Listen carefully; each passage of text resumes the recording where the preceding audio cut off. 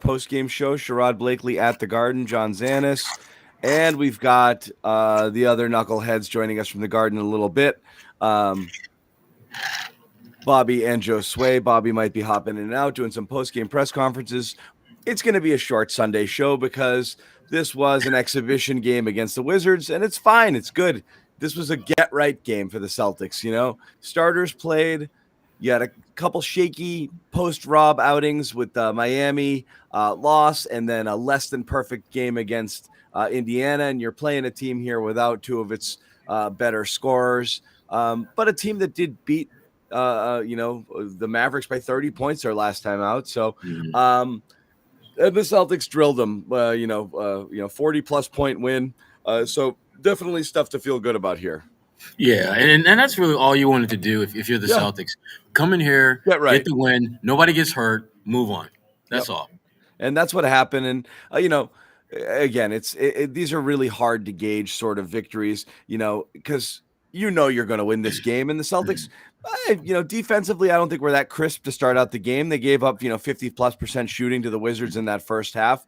And then just, they put their foot on the gas there in the third quarter, blew the game open, and that was that. And that's really all they had to do today. Yeah, and I, we're gonna get the elephant in the room in this game out the way right off the jump, and that is Jaylen freaking Brown. I mean, did he have somewhere to be by halftime? Because the way he came out, it was just like, let me just get me a quick 11 points in like 4 minutes, and then just kind of kick back and relax and let the rest of these guys take over. He was incredibly impactful from the outset, and I thought that really set the tone for the kind of game that they were going to play. This was a game where the Celtics went in. It felt as though we're going to outscore these guys. We're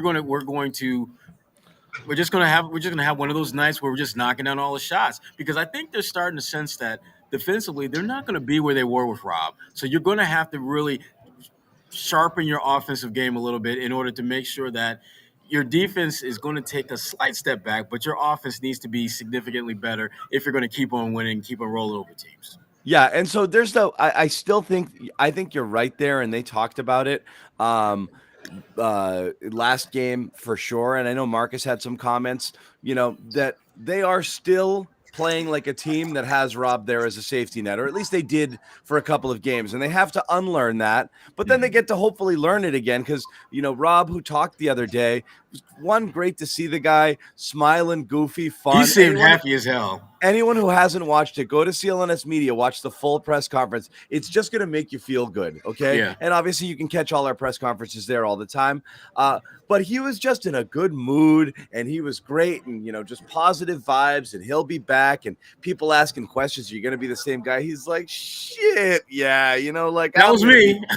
Yeah, that was your question? Yeah. That was a funny answer. And he goes, nah. He's like, any concern you won't be the same? He's like, nah, shit, I'm going to be fine. And so that was very heartening, but they're still learning. We'll get to Rob in a little bit. Welcome, Josue, too. They're still learning how to play without him back there. And that they're there. The other downside is, I know Bobby wrote about Tice as well. Tice takes on a totally different role in this offense. And what's happening is he's going to be catching the ball 10, 15 feet away from the basket sometimes. And teams are going to dare him to shoot. And they did that a little bit today. And he's got to be able to knock those down. That's the aspect of his game he has to bring that Rob doesn't give you, which is when he's got that open look, he's got to take it. He's got to knock it down with consistency. It's something I'm not sure he's going to do or he's been able to do. So that's something you got to learn to deal with. But you're right, everybody else can operate the way they've been operating here, and Jaylen was awesome. That stuff, those pull-ups on the pick there on the screen. Yeah. I'm shocked when it doesn't go in at this point. He just needs this much daylight off of those screens, and he's knocking those down. Bobby, first impressions on the game. We'll start with you, and then Josue, since you guys are just jumping in. It starts with Brown, and it's so easy to forget that they didn't have him in the playoffs last year and down the stretch. So we haven't really seen this team in playoff mode with Brown playing at this level since the bubble, and he was pretty great in the bubble. Drove them through that Toronto series, and he was great in the Philly one too.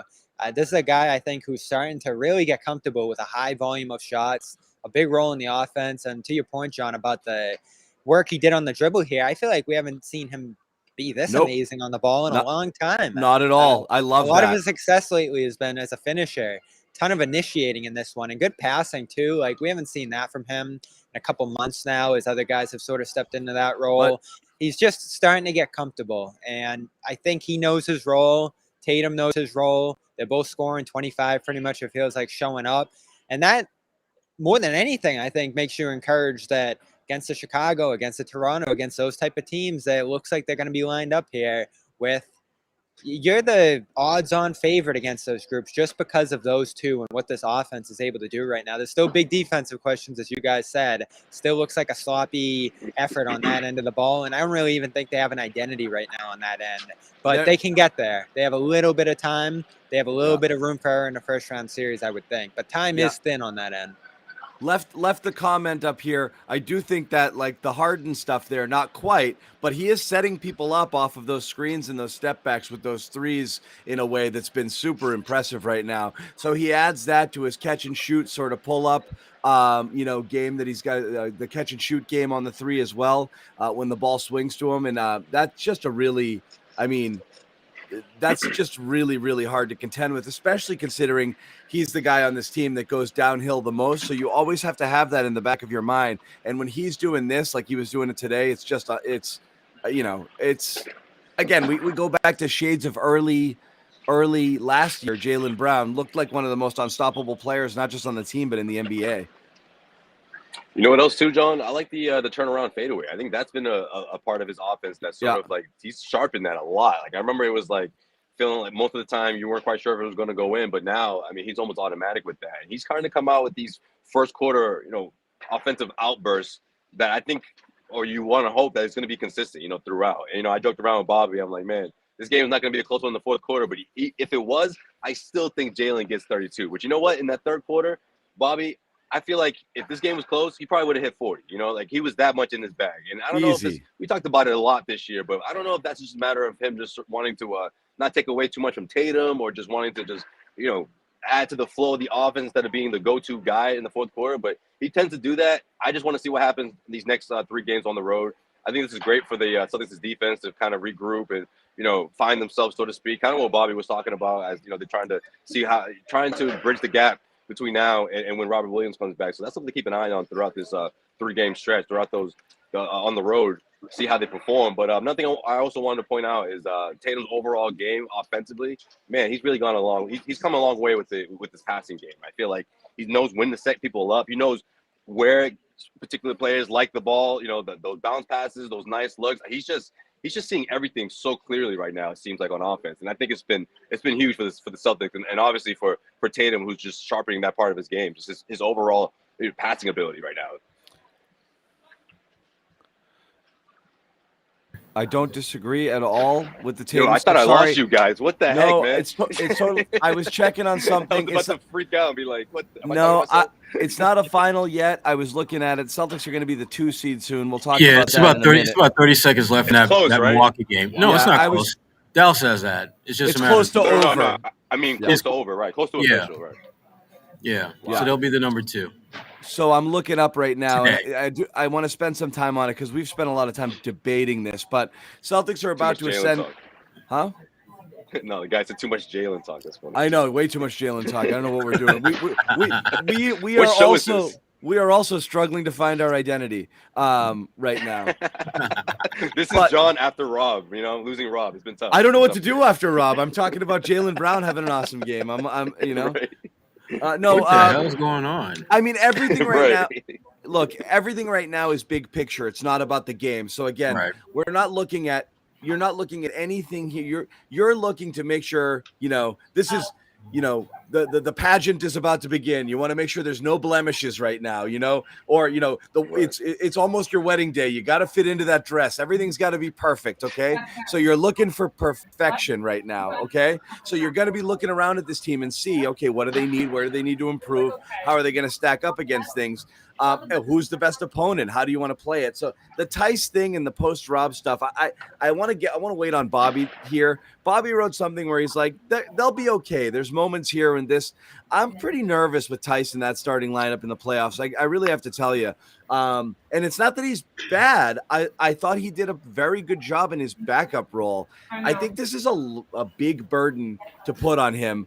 and a massive drop over what you had. And again, you lose someone of Rob's caliber, there's going to be a drop. I don't know. I think it works better.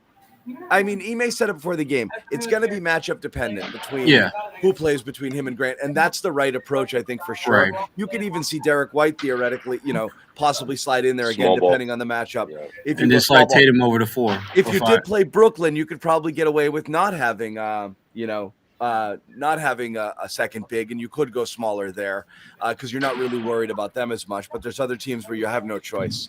So it is interesting right now.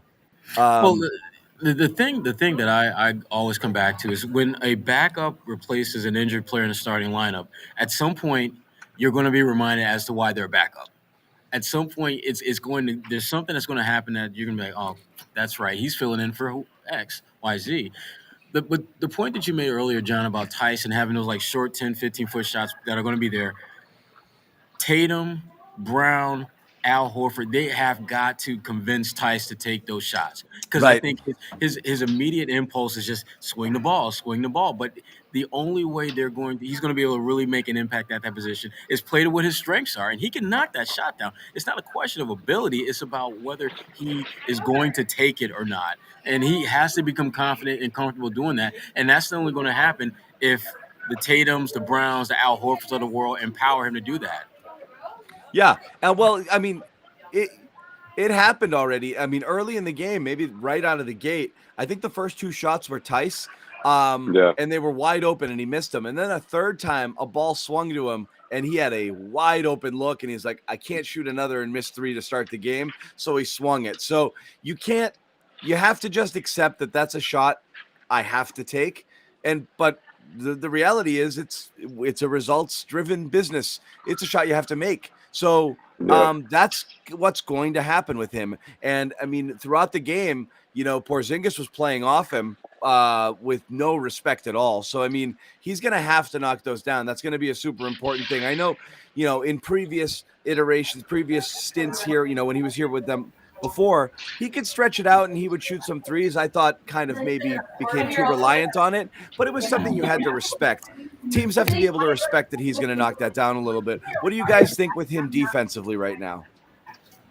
Defensively, I mean, he's not going to be what Rob was, but he's not a bad fill-in right now for this team, I think. The fouls is always something that we always used to be worried about, but he's improved since he's come back to Boston, right?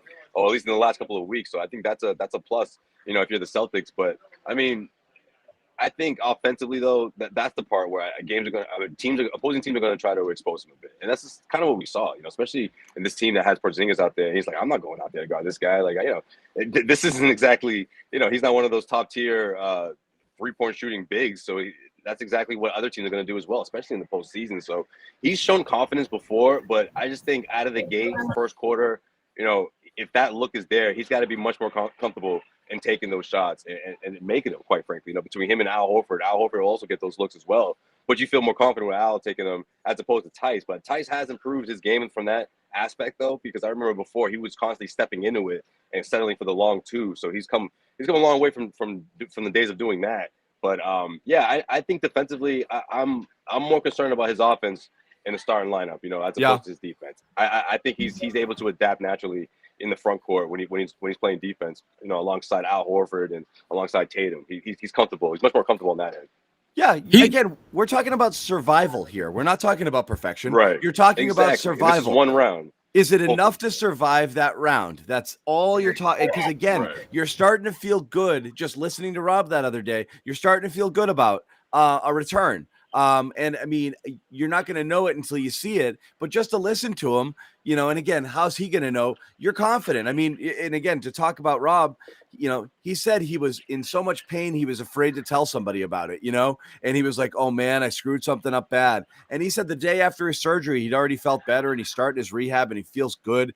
And again, we don't know, but you're starting to feel that it is possible. Not only you get him back, but you get a version of him back that isn't that far off than what you saw before, which means you can it's there, you just got to get there. And so that's there's no other story with the Celtics, right? I know everyone wants to just celebrate Jaylen Brown's 30 points. There is no story outside of the Celtics right now, other than can they survive round 1 without Rob? It's the only thing that matters, because then anything beyond that is absolutely on the table if they get to round 2. That's it. Everything is on the table round 2 and on if you get Rob back and he's healthy. Yeah, and I'm confident that they can survive and thrive with Tice out there because again, he gives you a dimension that Rob doesn't from the standpoint of what he does offensively. He doesn't play above the rim as well as Time Lord does, obviously, but he can still do that. There are things that he does that can accentuate this offense in a way that gives them a different look and makes them, frankly, a little bit more of a threat as they move along in the playoffs. Because now, all of a sudden, you've got another thing that you've got to prepare for with their different combinations. But make no mistake about it, this team is not going to go nearly as deep as they can if they don't get Rob back sooner rather than later. He is that important. And when just watching them play against this Washington team, there were so many moments where you could see where Washington would get a good shot at the rim or they would get a basket that goes down that damn well Rob would have either made them reconsider taking that shot or that shot would have got pinned on the glass and it would have started to break the other way. Now, obviously, the Celtics won big and that's great, but there's no way you can undervalue the importance of Rob Williams to this team going far because he really has become that wild card in their quest to bring home Banner 18. There's no way they can have a legitimate shot at that if they don't get Rob back to close to the Rob that we saw before the injury.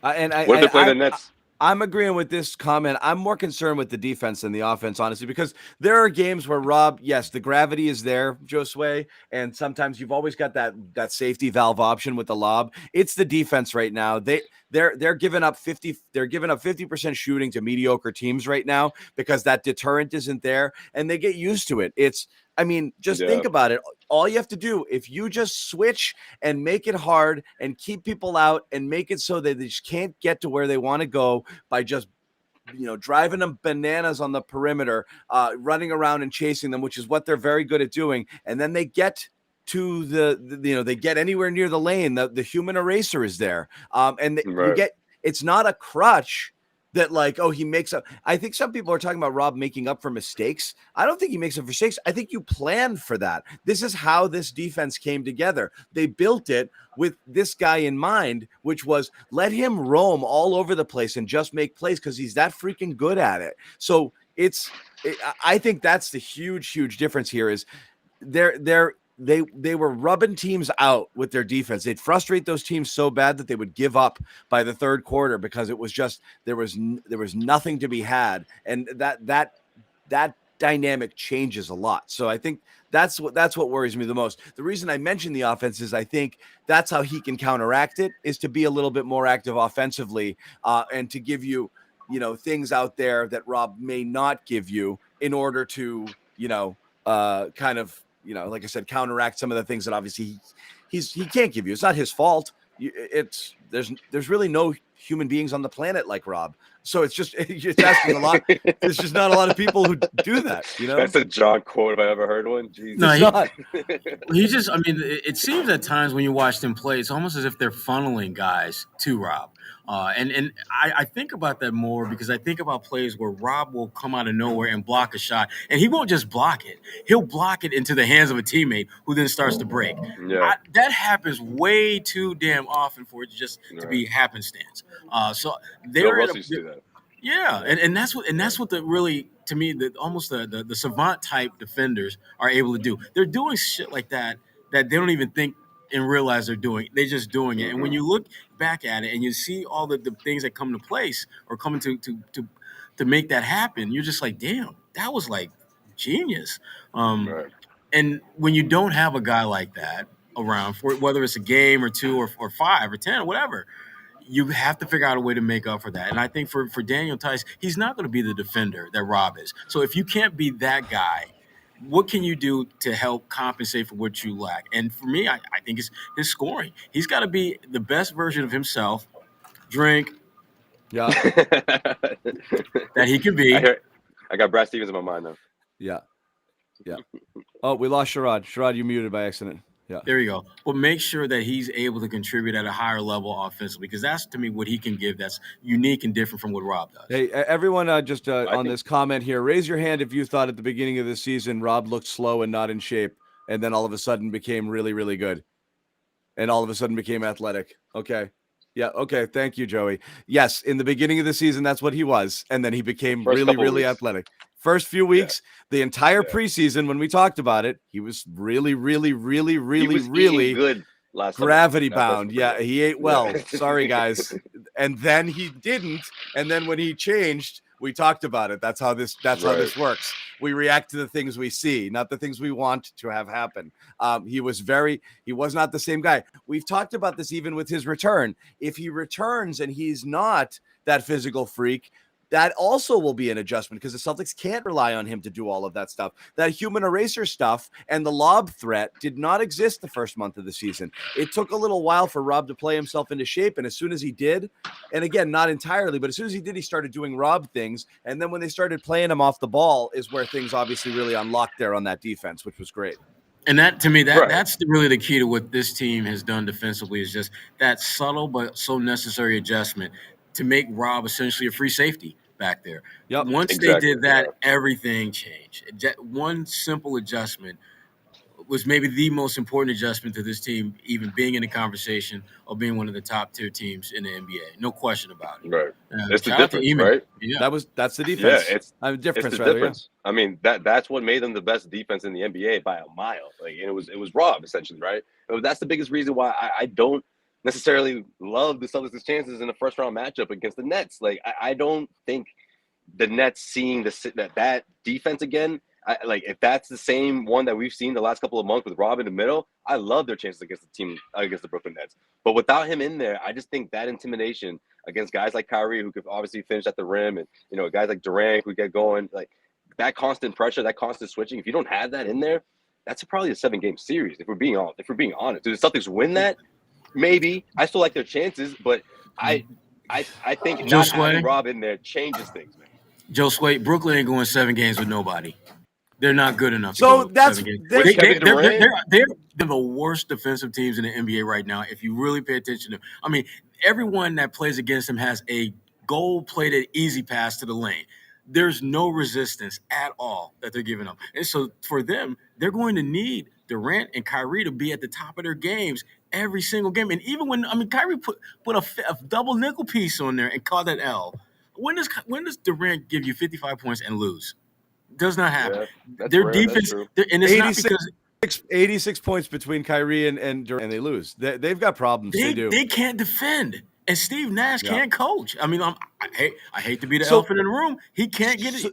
So here's the fear.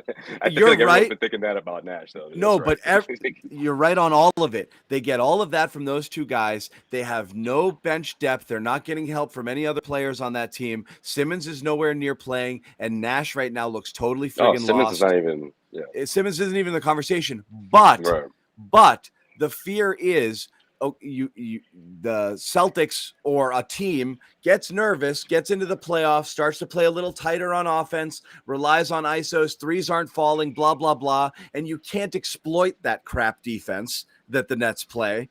And that you have those guys on the other side that your defense can't stop, particularly a weakened defense like the Celtics have until Rob returns, which is why I don't love it in the first round, because that's the one where it's like, oh, man. But you're right. It's hard to watch Brooklyn struggle against everybody. I saw them play the Atlanta Hawks the other night, and you keep looking at those box scores, and they're just like, how are they losing, or how did they, close in this game, right? Guys are just making layups. I mean, it's not even about guys making tough plays and breaking guys down to get to the rim, past the defense. No, they're just literally blowing by guys, and they're so perimeter shot dependent on being successful. If Durant isn't making shots, if Kyrie isn't making jumpers, if Patty Mills isn't making jumpers, they're not going to be even competitive. And again, because their defense is so putrid, even when those guys are making shots, they can't win. I mean, there is no planet, there is no scenario that should ever exist where Kevin Durant gets you 55 points and you lose. It should never happen. Should never, especially if he's giving you 55 relatively efficient points. And that was the first time it happened. Yeah. And in that Atlanta game, they were pretty much in control of that thing from the jump. There wasn't a point where you felt as though Brooklyn was like significantly swinging the momentum in their favor. That should never happen when you're one of the all-time greats has it going like that. And that's Brooklyn. That's a 6-game series.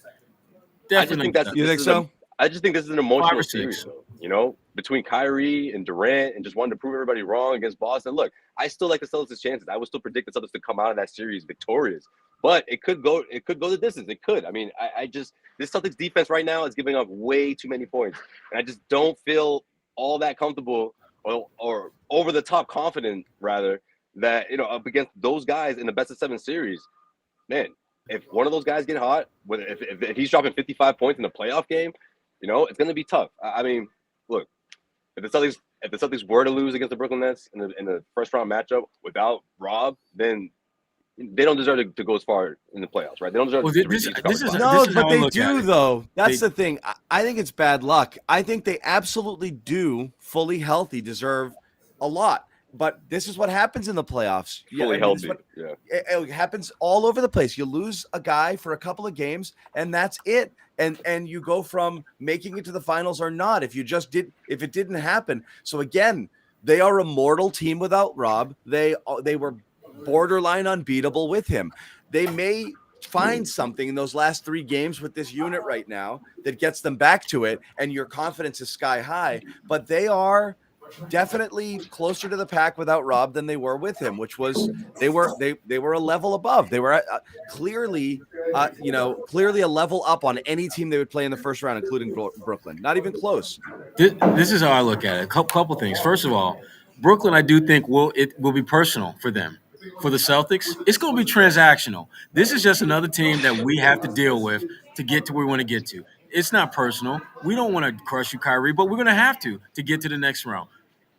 That is going to give them, I think, a much more level-headed approach to handling this. And the other thing, too, is that if you're the Celtics, you really don't care who you plan because to me, I think the Celtics are at a point where they have a level of irrational confidence that no team that stands in their way is going to stop them. Right. No team. And to John's point, to your point, John, you're spot on when you talk about one injury could literally mean the difference between a series success or failure. Look back at the Chicago Celtics series a couple years ago when Rondo was healthy, played the first 2 games in Boston. They won both of those games. Rondo gets hurt. Chicago doesn't win another game that entire series. Now, obviously, this is a much different situation, but the point is still the same, that one missing player could literally be the difference between winning or losing a series.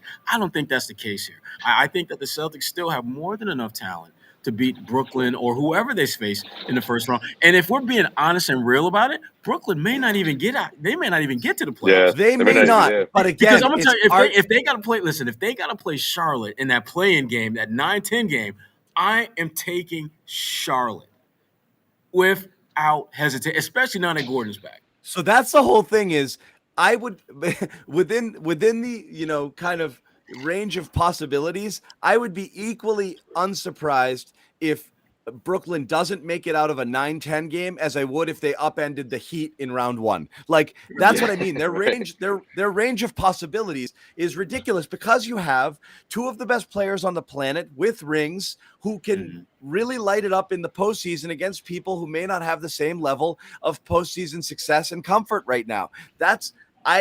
You really want to bet against Kevin Durant? Like, I don't. But also, if they friggin' laid an egg and were 1 and done in a 9-10 game, that also would not surprise me.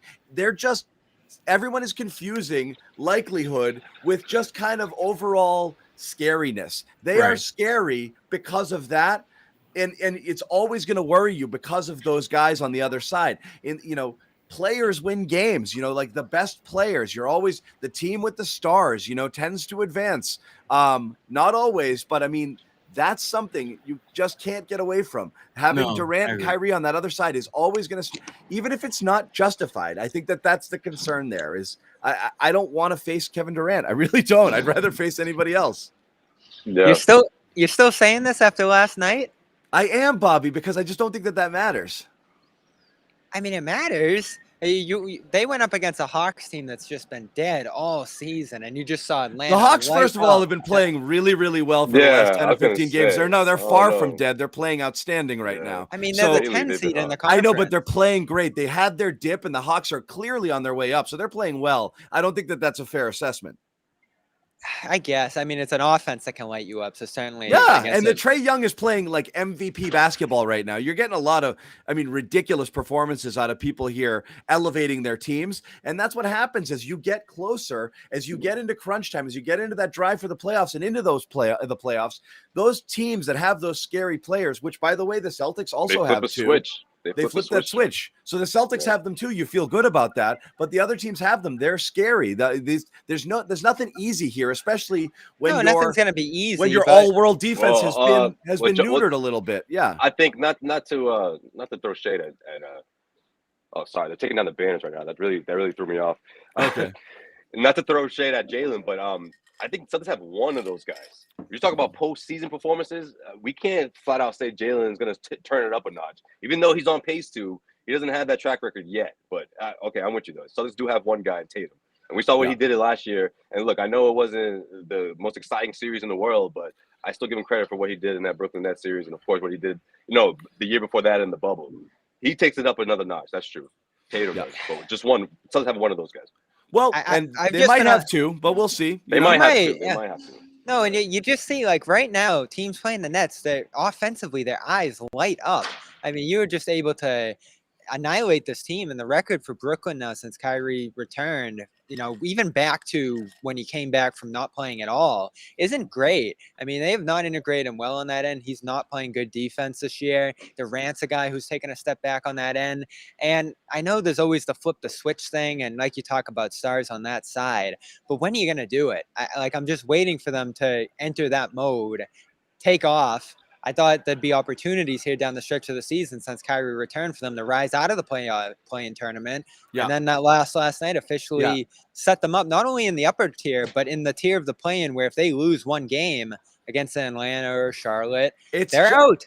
Guys, it's just a fear factor. Right. Nobody, again, people have to be able to understand. But I'm scared of DeRozan. I'm scared of Van Vliet too. They're all scared. That's what I mean. It's like no one is saying the Celtics will lose to the Nets. They just say the Nets are scarier than, say, Charlotte or Atlanta or Cleveland. That's it. It's not that complicated to take. They're scarier. Because I don't know. That's a little bit of a goalpost moving move. Like a week or two ago, we were saying you have to dodge the Nets at all costs. Because they're the ones. They're the ones with the puncher's chance to knock you out, where I don't think those other teams can. That's it from the play-in universe. And I think other teams feel the same way. And I think if you asked a bunch of other fan bases or other teams, honestly, which of those bottom-feeding 7 through 10 teams are you trying to avoid? They'd all say Brooklyn. I don't think it's a big secret because of this reason. Doesn't mean they think their teams can't beat Brooklyn. I just think they'd feel more confident against the others. This isn't really that complicated.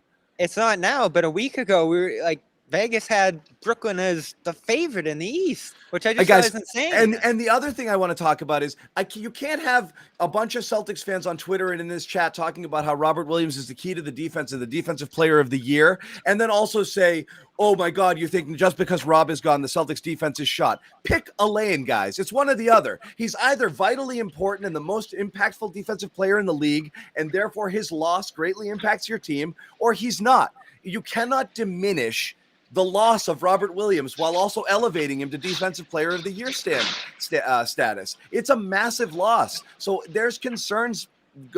There's reason to be concerned going into round one. You get through it and you get Rob back. There's less reason of concern. Nothing is controversial and nothing is negative. You've lost a guy who's arguably in the conversation for defensive player of the freaking year on your all-world defense. That's a big deal. That's going to affect acknowledge your defense, right? and right. Acknowledge it, and let's try to survive this first round. Okay, it's not that crazy a take. My goodness, people. Like, that's the reality. No, Rob's loss is huge. He's a massively important part of this team, guys. You even listen to the way they're talking. Like, there's no hope of replacing him. Everybody's just got to rise their game to meet that level. I mean, no one's. Even Tice is saying like this. Yeah, I know people don't want to hear it. It's a huge deal, guys.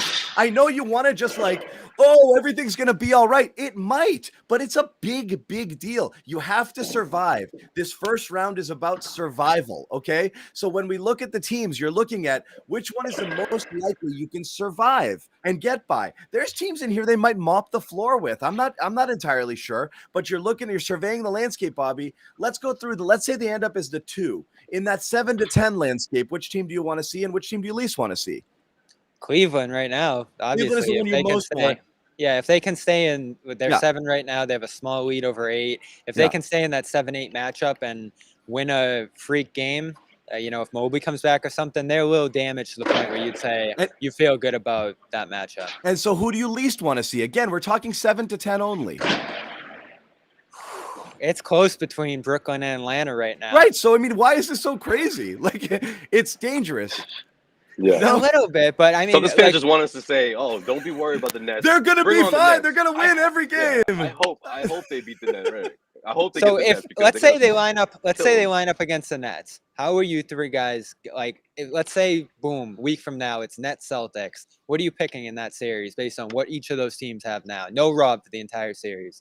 Celtics in 6. Be close. Which series? Celtics Nets.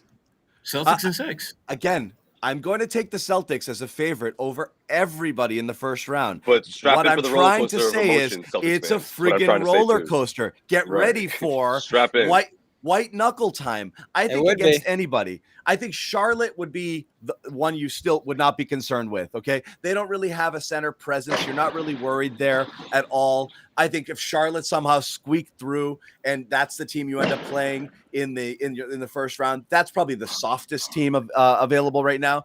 Cleveland worries you a little, but they're banged up too. So Cleveland, I think still, I would have the Celtics as strong favorites. I think everyone else from Chicago to Toronto on down, you're going to white knuckle it through that through round 1 without Rob. I think you are. I mean, Chicago, I think, is probably the worst case scenario. I know we're talking about fall into the 4 and take on Chicago. I think Chicago's probably the toughest team of that group in the bottom half of the bracket, 5 through 10. Like I've said, if you because of their offensive firepower, yeah. I agree with that one's tough.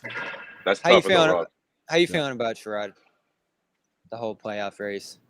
To me, it doesn't matter who you face in the first round. You're not going to cakewalk through any team because you don't have Rob. So you just immediately embrace the fact that we are going to have to fight to get out of this first round. And that's fine because, again, that's why you play guys now so that they become comfortable. And hopefully when those moments arise where they have to play big minutes, they will rise to the occasion. But Brooklyn, look, again, the more I watch this team play now that they've got their big 2, the more I don't feel them. I'm not feeling the threat that I felt a week ago from them. I'm not feeling that this is a team that I should be like overly concerned about. I'm concerned because they have 2 of the top 5, top 10 scores in the game. That scares the crap out of me. But I also realize, and I've seen enough of this shit to know that 2 guys are not going to beat you. As great as those 2 guys are, they're not going to beat you in a best-of-7 series. They can carry a game or 2, but if you have the superior team, which I think the Celtics do, we're looking at maybe a 6, maybe a 7-game series, but I'm thinking more like 6 at the most. 6 and 7 game series counts as white knuckle when you're in a 2-7 matchup. You know, I mean, that means you're losing a couple of games. Yeah, but they would not be your traditional number 7. Obviously, I mean, typically the number 7 seeds are teams that have significant flaws and holes in their lineup and are just happy to get through. And while Brooklyn does have that, they also have, as we've acknowledged, 2 of the best scores. But again, I'm not convinced they're going to even get out of the play-in tournament. I'm the same way, Sherrod. And listen, I don't want to go too far with this, but Chicago has some guys back now that they can throw at Tatum and Brown. Toronto has a team full of guys that they can throw at Tatum and Brown. The Nets, from the day they put this team together, 0 defensive identity. They just don't play that end of the floor. No, they're just trying to outscore you. They're just trying to outscore you. Yeah, they're just trying to outscore you. So I mean, you look at what the Wizards played that kind of defense here, and you just see how easy it comes for Tatum and Brown at this point. Yeah. You guys want to talk about something else that's going to trigger people? What's that? Jaylen Brown scores 30 points in back-to-back games. Jaylen Brown scored 25 points in 9 straight games. Who gets the Brownie Award tonight? It's obviously Jaylen Brown, right? Right? Of course. Are we okay? Yeah. So typically, your best players after the game talk to the media, right? No, I see what you're going with this now. I was like, isn't that how it goes? Okay. How it's always gone? Yeah. Not today. Last 2 games, Jaylen Brown has been arguably the player of the game and has not spoken to the media. That's weird. Yep. Sound the alarm. You guys see it? I'd sound the alarm. That's a Brownie Award winner if I ever seen one. But why would he? I mean, just would take he it for what you will. Why? Go ahead, John. Finish it. No. What's the reason? What's the reason why these Jalen are simply they wouldn't want facts. Jalen to speak? Yeah. Well, I like the fact that he's allowing his game to speak for him. Yeah. Even if he doesn't speak Very, for us. very There we go. diplomatic, Sherrod. Yeah, exactly. And the thing about Jalen is this: no matter what he does, good or bad, it's always going to be like, but ... I like the fact that, again, he's playing with a level of aggression and being more efficient that they need. And my biggest issue with Jalen always isn't so much that he turns the ball over a lot. It's the unforced turnovers where he's just dribble, and he just loses the shit. Those are the ones that drive me nuts. The ones where he's trying to attack guys off the dribble and they either poke it free or he loses it or strip it, something like that. I don't mind those.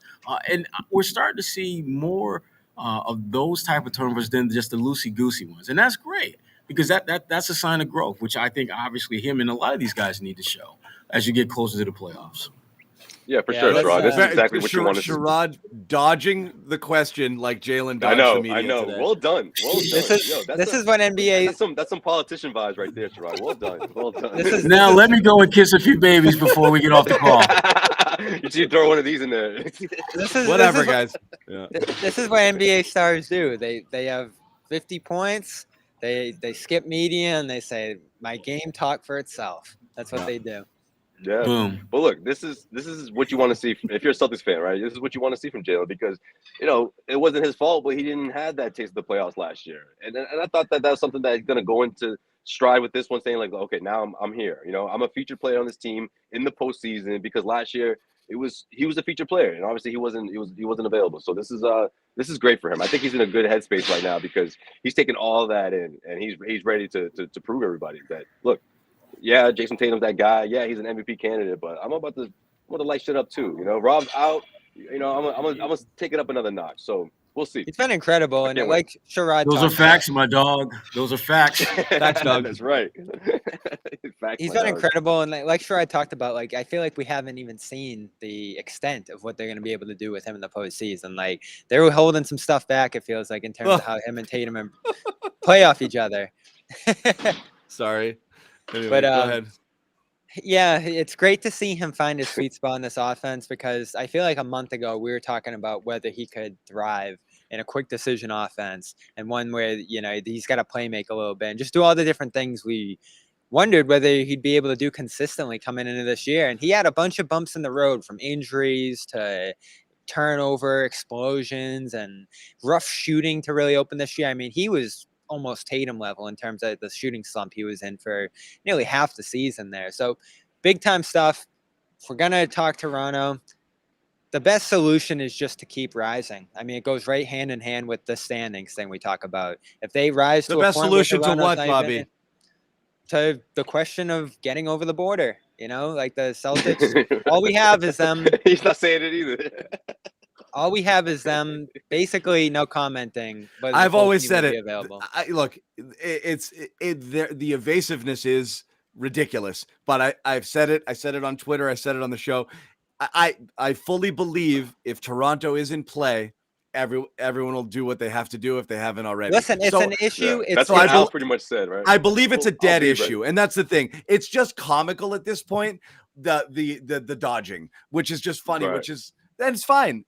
Again, this is the world we live in, but them having to duck it for basically a week until they no longer have to play Toronto and it not to be an issue is going to be a problem because they're just going to.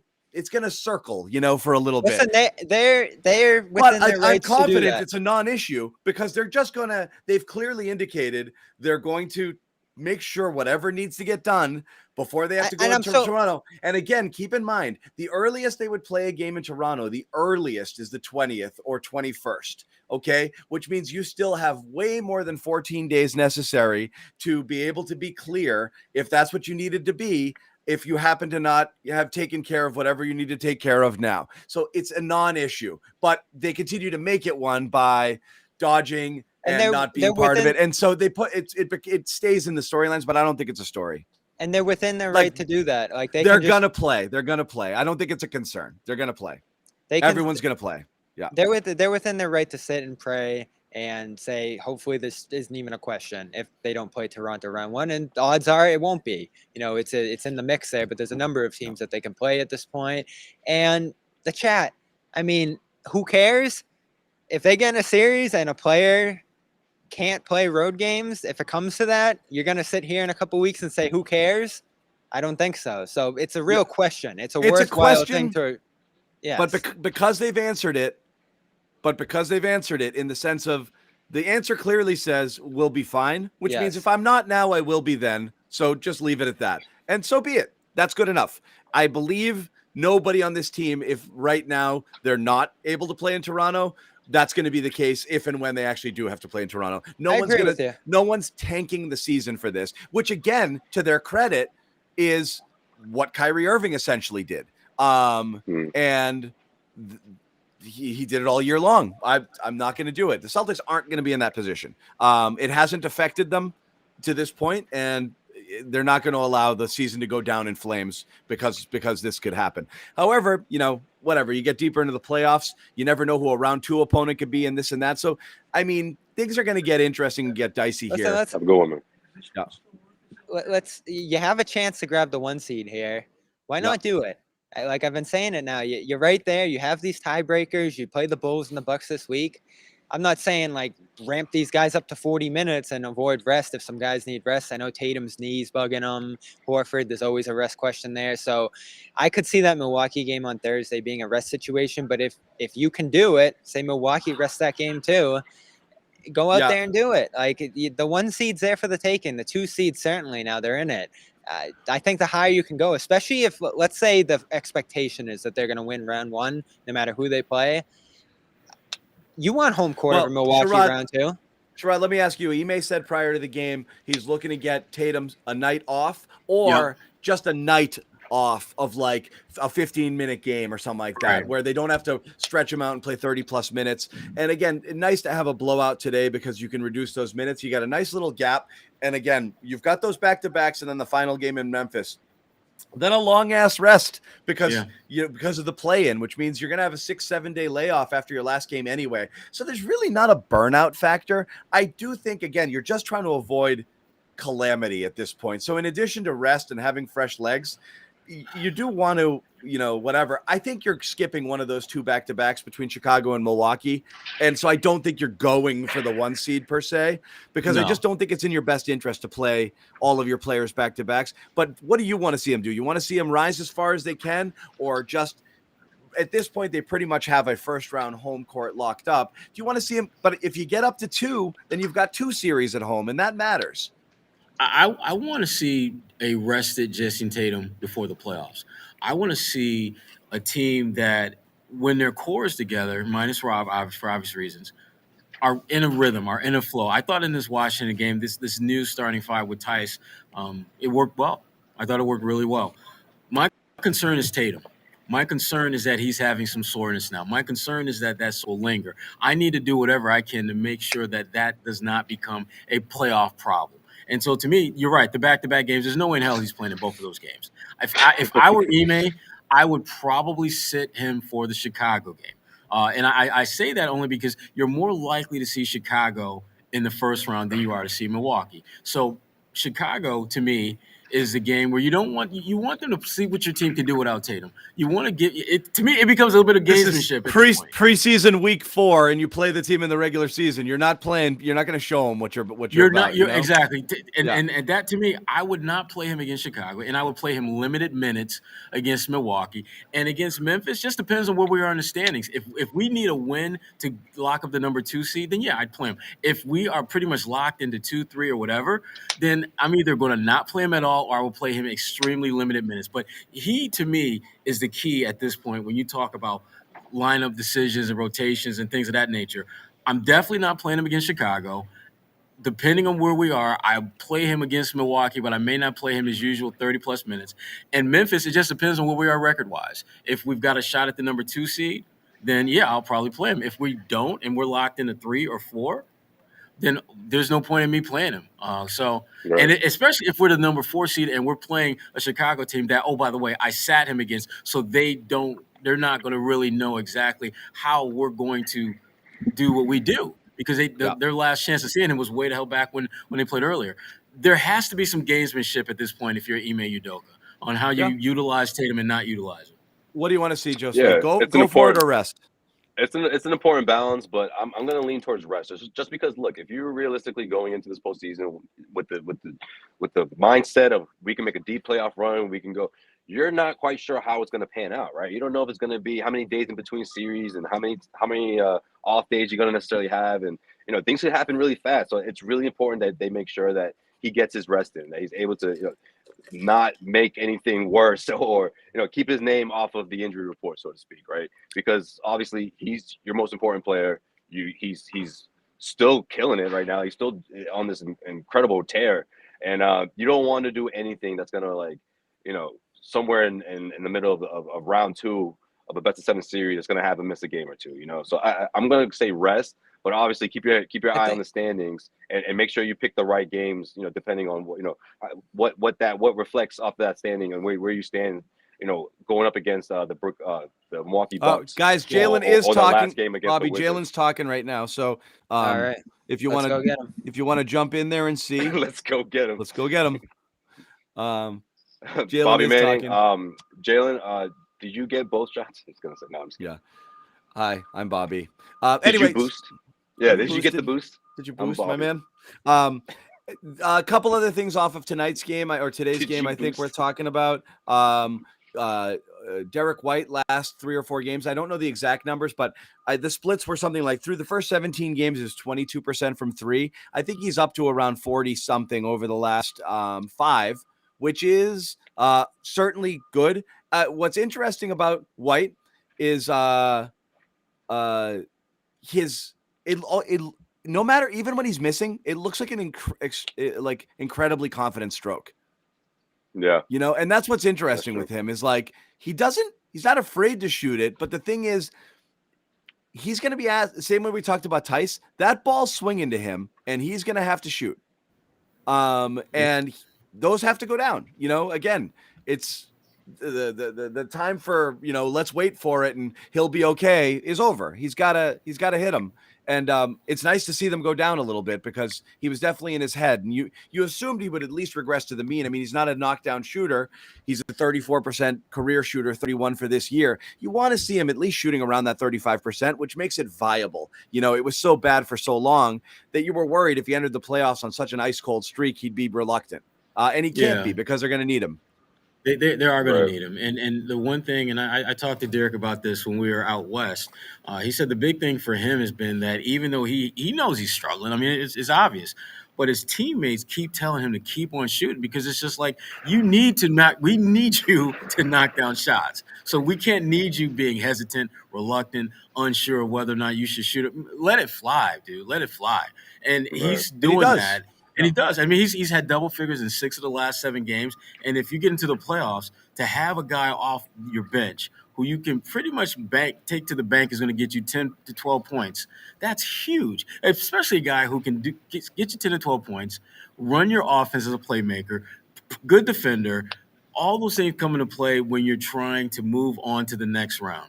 You need guys that you can plug and play into that lineup who can get it done like that. And Derek, again, his game is rounding into form at the right time if you're the Boston Celtics. Yeah, he's adapted, right, Sherrod? I think that's what it is in a nutshell. He led that unit, that second unit in this game. They were damn near perfect. He was perfect, in terms of almost perfect, 6 for 7. But so was Grant Williams, was also 6 for 7. Peyton Pritchard started to heat up a little bit in that fourth quarter. Like, those are the 3 guys coming off your bench that you're gonna have to rely on and hope that you find consistency within 2 out of those 3 guys. And it seemed like today everyone sort of had it going.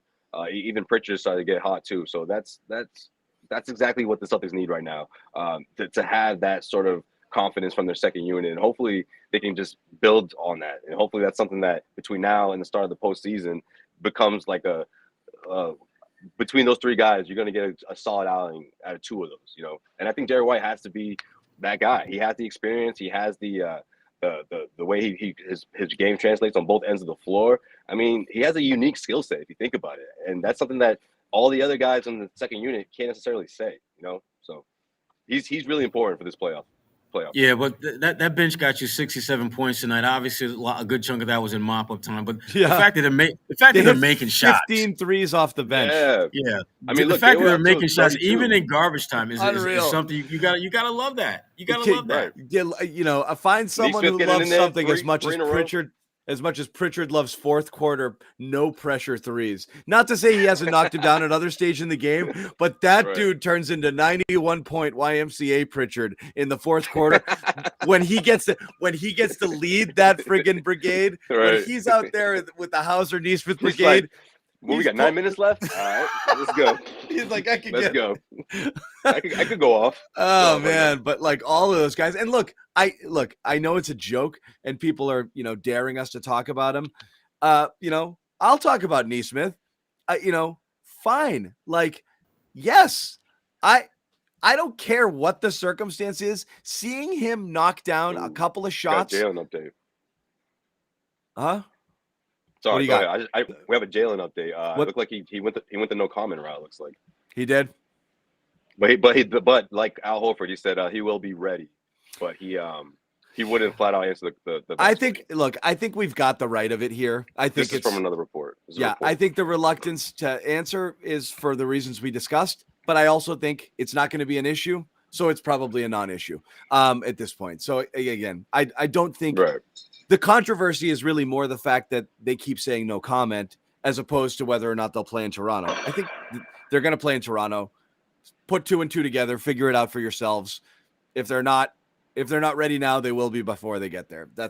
I think it's that simple. Yeah. And that's something I think has been discussed beforehand too. Like, you don't have to reveal your status, but just say you'll be ready. We've decided as a team we're gonna take care of whatever needs to be Sherrod's gonna get to the bottom of this shit. Sherrod's like, I'm gonna go find this out. Let me find this fucking. Let me get in there. Right. But I mean, the Neesmith thing again. I don't care when it's happening. Watching him knock down any shots at all is welcome. And you saw that first one. He sat there in the corner. If he missed the first one, then he takes the second and he aims it. He takes like an extra 3 seconds all alone in the corner, and it goes down and he stands there a little bit. So he's thinking about it. And he's like, and then the next 2, he stepped right into him. So he is such a mental, like, confidence-based shooter. Right. He needs that. I was gonna say, I feel like he's thinking 2 steps ahead most of the time. So, if I miss this, am I going to take the next one? And what if I miss the next one? Then I'm not going to play, and I might not play for like 7 straight games, and I really want to make it. It's just there's not enough natural, stuff happening. And the thing though is I think we're just once again we've gone too deep into the season without him having a regular role to think that he's going to play anything but mop up time against the mop up or fouling or injury time in the playoffs. I think it's sadly another lost season for him. Because I just don't know that I don't know that you can count on it. I'm happy to see it, but I just think it's that. I mean, Sherrod, can you see any meaningful Neesmith minutes in the postseason? No. Unless, knock on wood, someone gets hurt. Other than that, I just don't see it. He's had more than enough opportunities to solidify a spot for himself, and he hasn't. That doesn't mean he can't in the future, but right now, no. Because this team has too much talent and frankly, too many guys who are stepping up to where they can't wait. Yeah. They can't wait for it to sink in. They can't wait for him to get it. And it is what it is. We did think it would be a byproduct of the trickle down of the injury to Rob would just be more minutes because, if you go double big early, that's just going to, eliminate someone from that second team rotation and may just open up other avenues. It just didn't happen for him again. I mean, he's go ahead, Josue. No, I was just going to say, like, the way Ime's constructed this team and the philosophy and everything, like, he had that space, right, to crack the rotation. And even after the trade, with so many guys out and trying to fill up that roster, you got another opportunity to sort of make an impression, see if you could crack that rotation and be one of the last guys in there. And it just he couldn't piece it together. There were stretches where he was able to find his shot. There were stretches where he was a bit lost on defense. There were other times where it seemed like out of control when he had the ball, when he put the ball on the floor. So he's still a work in progress. I'm not saying to write him off, But this season, unless it's one of those games where they're just really, they're in foul trouble and Ime is looking down the line of his bench, or they're down by 25 and he's just looking for someone to sort of help stop the bleeding. I think he will turn to Neesmith for other things, rebounding, defense, cutting the corners off of opposing teams. Like, that's something I think you may see him a little bit in the mix where there's 9-10 minutes in one game here or there. But cementing himself into the rotation, I think right now, I don't think it's going to happen. No. What's up, Bobby? Hello. Hi, good to see you. What's up, Bobby? I'm not just saying hi. I'm just fixing my name. Sorry. Okay. Did Jalen show his Vax card or no? No, we got the no comment. He showed his Players Association card, though. Yeah, pretty much a dodge. And I think we're still pretty much where you said we are, John. Like, I'd be stunned if anybody, Jalen or anyone else, decided to go Kyrie and sit out playoff games. Yeah, I'd be stunned. And he essentially said that, right? Like, he said, I'm eager to play wherever we play. The exact same thing Al said. And I've kind of felt the same way about both of those guys who have been the ones people have speculated might have some issues on that front. But I just don't see anyone on this team, especially where chemistry and connectivity and all this different stuff Ime's worked on this year. I highly doubt that issue would get in the way of anybody playing playoff games, especially with the bigger goal that everyone's trying to accomplish here. Rob being down, all those things. So I think that'll be determined once they figure out who they're playing. And fortunately, like you said, John, there's a long time after that gets set where they actually start playing those games.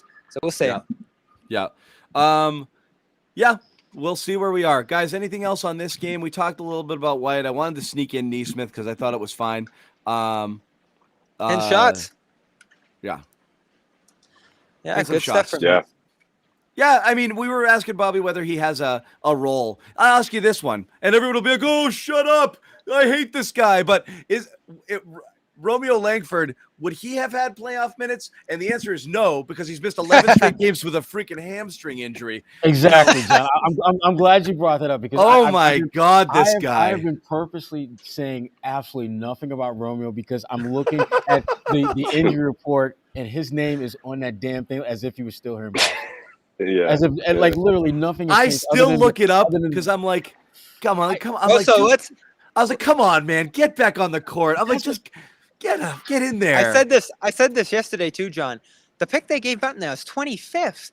Like that's beautiful. That's exactly where you would want that trade to go. I know people are still looking at Richardson's 3-point shooting and saying like, oh, that would have been great. Who knows if he needed to be in that deal? But Langford, no worry there. You got a rock-solid rotation player in White, who is starting to heat up now. He really, he's pushing 40-50% over the last 5 games there. Yeah, so 5 games, yeah. It's 40-something over the last 5 after 22% of the first 17. Again, it doesn't matter. You don't need him to be 40% three-point shooter. You just need him to be the guy who he is, 35. And Ime had some comments on him pregame talking about he's got to be more physical. He's got to foul even if that's what it takes. And because he didn't see that from him in San Antonio, and he says that's how we play defense here. Why is everyone asking how tall we are? People want to know how tall we are. That's always a question. Because our audience is weird. What do you mean? Bobby and Sherrod are like 6'1". Is that right? 6'2". No, Bobby's 6'2". I'm 6'1". I'm 6 even, and Josue is no comment. Josue cannot comment. What is this, a physical? What are we doing here?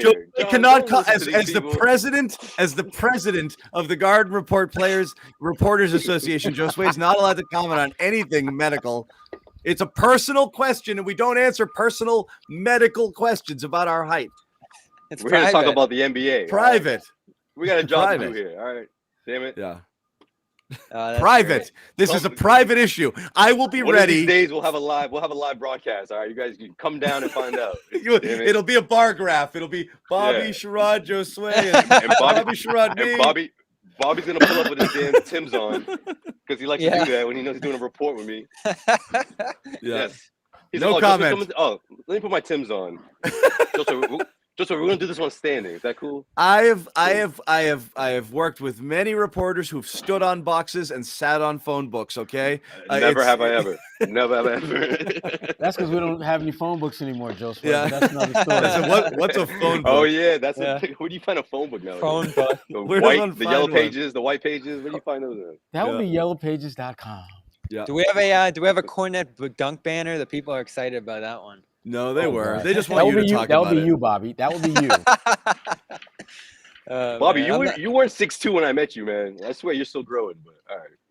It's the That'd be good, but they haven't had the media game in years. I'd be excited for that one. Yeah, hopefully that'd be nice to get that one back in there. That was fun. We've got 5. We can run a Garden Report 5.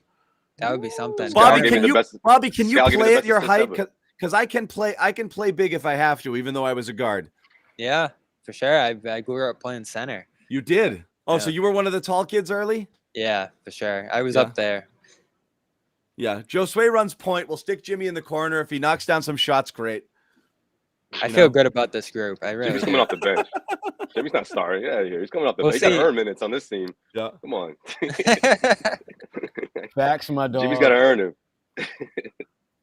Hey, getting up and down the floor, that might be the key. All right, I'll put it this way. Isaiah Thomas was like one of the few players that I was looking down to. All right. When I used to interview one-on-one. Yeah. Yeah.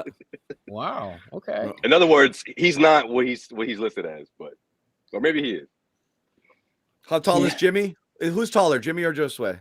I think Josue What the heck? is. What kind of question is that, John? I think Josue is. Yeah.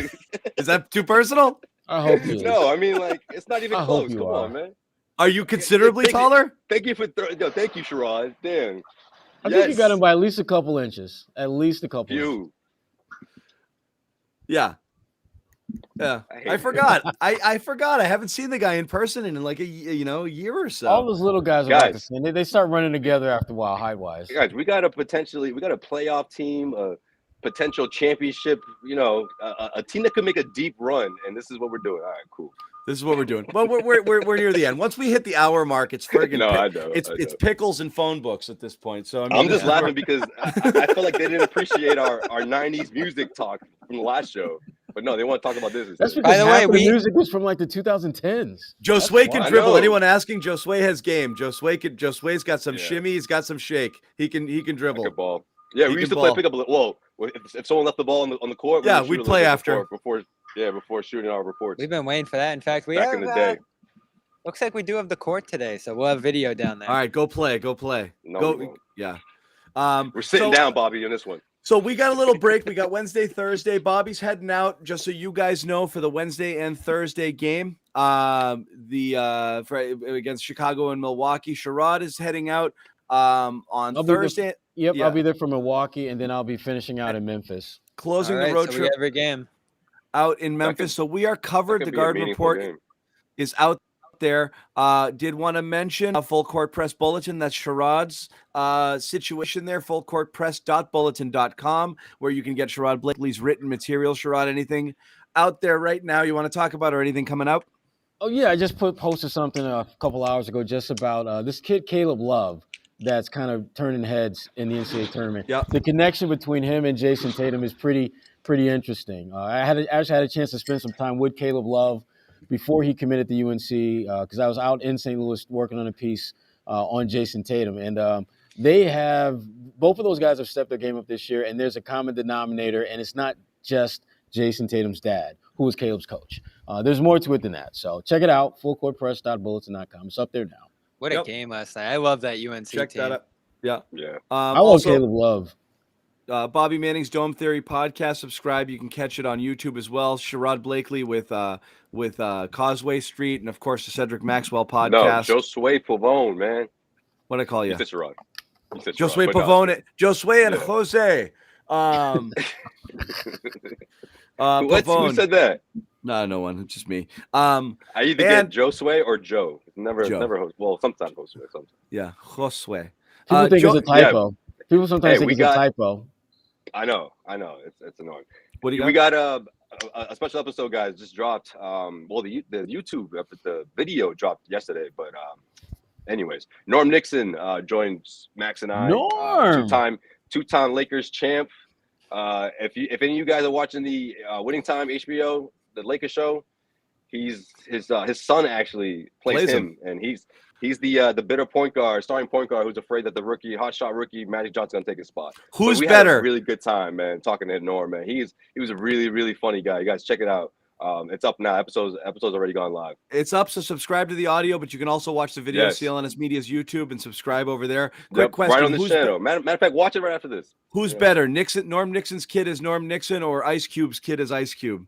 Ooh, that's a great question. Because Ice Cube's kid as Ice Cube he was crushed freaking phenomenal. He crushed it. That was a great movie. I saw him in another movie. So and I felt like I was good. watching Ice Cube again. Yeah, exactly. really I didn't know it was his kid, so at first I was like, "This guy nailed it! Oh my god!" Just the mannerism and everything, and but he was well. So you know good. what? To his credit, though, he probably had some great research from his dad. But Norm was like, "Look, man, you got to figure this one out on your own." I'm like, "Damn, no, I don't want to spoil the episode, but guys, check it out." He talks about the conversation he had with his son, and his son has been active for a while, so he's been in the game. But it's gotta be pretty cool to put the TV on and see your son playing you back in the 80s. It's a great episode. It's a great episode. Watch it. It's out there right now. It's really fun. Max obviously talking to guys, he used to play with back in the day and stuff like that. It's got a great vibe, Yeah. He's like, I guess Josue's here too, but no one, what's up, man? What's going on? It's funny. Max had a blast. Yeah. Muggsy Joe's. That's a funny comment. That is good. So that's all good stuff. And join our clnsmedia.com/Discord. Go to our Discord server, clnsmedia.com/Discord. Head over there. We keep the conversation going. It's basically going all day and all night. We're up to around close to 1,000 guys. We'd like to get there. And so definitely check that out. And we've promised this a bit, but we will start doing some more interactive stuff where we can hear directly from you guys. If you're tired of just saying John sucks in the chat, you can do it you can do it in person. Yeah. And he'll get it like a text message, so you can really piss him off. It's great. But lots of good stuff here at CLNS as we roll into the playoffs. We're loaded with terrific basketball content over on our website and on our YouTube channel. So check that out over there. Subscribe to everything. Follow all of these guys on Twitter for updates as they cover the team intensely and, comprehensively on the road throughout the rest of the regular season, on the playoffs. We're back on Wednesday. Bobby, what do you think? Maybe some spaces on Tuesday or something like that? It's a long gap. Yep, I'll be in Chicago, so maybe there'll be a practice or something. We may drop in and do a spaces. Follow us. You better get some deep dish pizza out there, man. Yeah. CLNS deep dish is crap. Anyway, we'll say. Well, apparently, if you get it from Chicago, it's supposed to be out of this world. I don't know. I can't attest to it. Pass. I can't attest to it. Pass. What is it? Too much dough? Is that what it is? It tastes like friggin' like this oily, thick biscuit. It just isn't. It's a different food concept. I won't even group it with. It's pizza. not my favorite pizza. I'll have it, but it's not my favorite pizza. I'll have it because I'm there and I have to. But it's I've never had it in Chicago. I'll say I do that next time. Pass. Bobby's not going to do that at all. Yeah. But okay, nope. Bobby. Yeah. He's got no interest in it. Yeah, it's gross. Anyway, thanks, guys. We'll talk to you guys later on this week. Take care.